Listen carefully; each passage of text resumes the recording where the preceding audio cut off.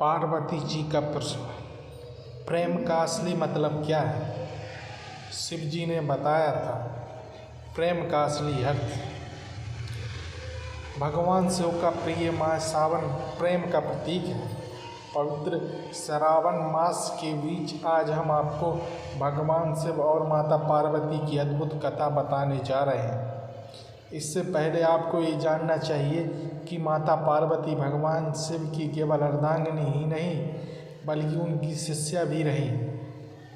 वे नित्य ही अपनी जिज्ञासाओं को शांत करने के लिए महादेव से अलग अलग प्रश्न पूछती और उन पर चर्चा करती थी। एक दिन उन्होंने देवों के देव महादेव से पूछा, प्रेम क्या है? प्रेम का रहस्य क्या है? इसका वास्तविक स्वरूप क्या है? इसका भविष्य क्या है?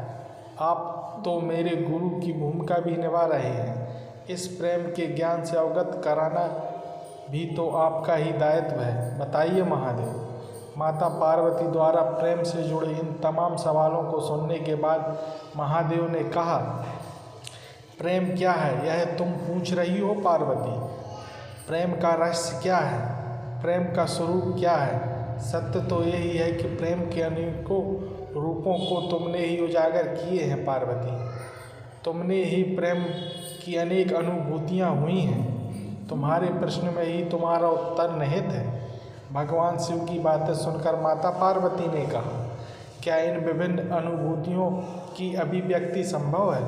भगवान शिव बोले, सती के रूप में जब तुम अपने प्राण त्याग कर दूर चली गई, मेरा जीवन, मेरा संसार, मेरा दायित्व सब निरर्थक और निराधार हो गया। मेरे नेत्रों से अश्रुओं की धारा बहने लगी। महादेव बोले, अपने से दूर कर तुमने मुझे कुछ से भी दूर कर दिया था पार्वती। यही तो प्रेम है। तुम्हारे अभाव में मेरे अधूरेपन की अति से इस सृष्टि का पूर्ण हो जाना यही प्रेम है। तुम्हारे और मेरे पुनः मिलन कराने हेतु इस समस्त ब्रह्मांड का हर संभव प्रयास करना, हर संभव षड्यंत्र रचना, इसका कारण हमारा असीम प्रेम ही तो है।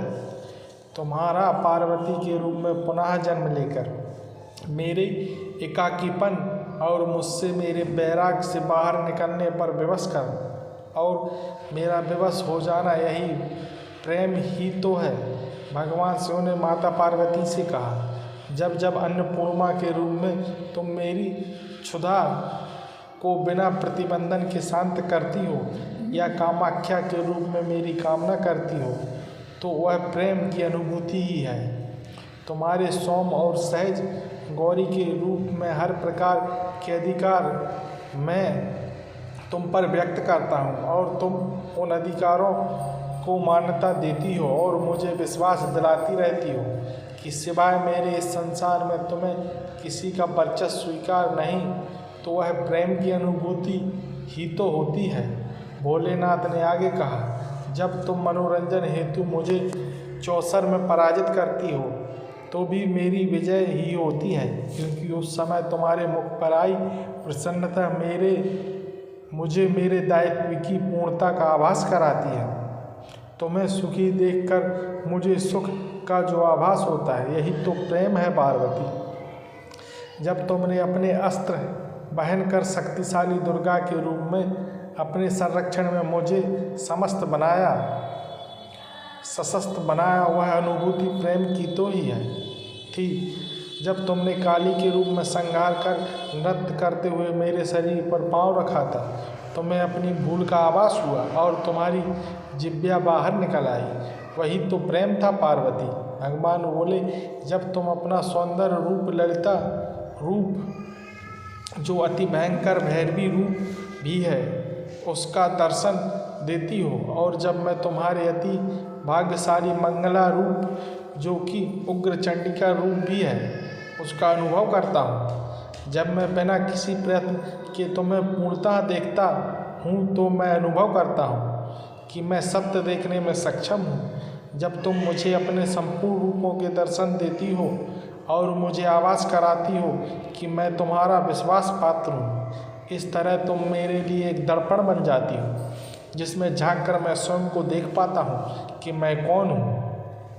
तुम अपने दर्शन से साक्षात कराती हो और मैं आनंद विभोर हो नाच उठता हूँ और नटराज कहलाता हूँ।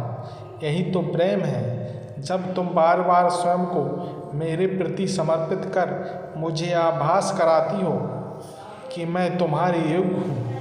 तुमने मेरी वास्तविकता को प्रतिबिंब कर मेरे दर्पण के रूप को धारण कर लिया है। यही तो प्रेम है पार्वती।